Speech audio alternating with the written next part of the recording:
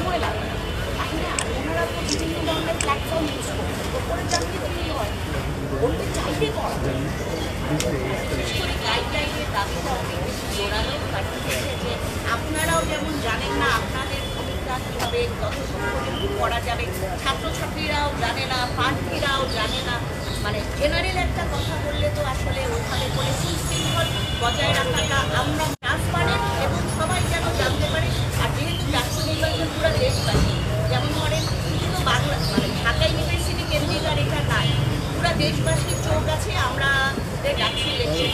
তো নির্বাচনটা আমরা এমন সুস্থ সুন্দরভাবে উপহার দিতে চাই যেন ছাত্রছাত্রীরা নির্ভয়ে আসে। তো আমার যতটুকু সম্ভব ওনাদেরকে আমরা সাহায্য করার চেষ্টা করছি, করে যাব, এবং কোনো অদ্ভুত যেন পরিস্থিতি না হয় সেটার জন্যই আমাদের আজকের এই সম্মাননা হলো। এবং আমরা প্রত্যেকটা সংবাদ সম্মেলন না যতবার আমাদেরকে ডেকেছে, শুধু ততবারই না, আমরা নিজের উদ্যোগেও ওনাদের কাছে গিয়েছি এবং অনেকগুলো প্রস্তাব দিয়েছি।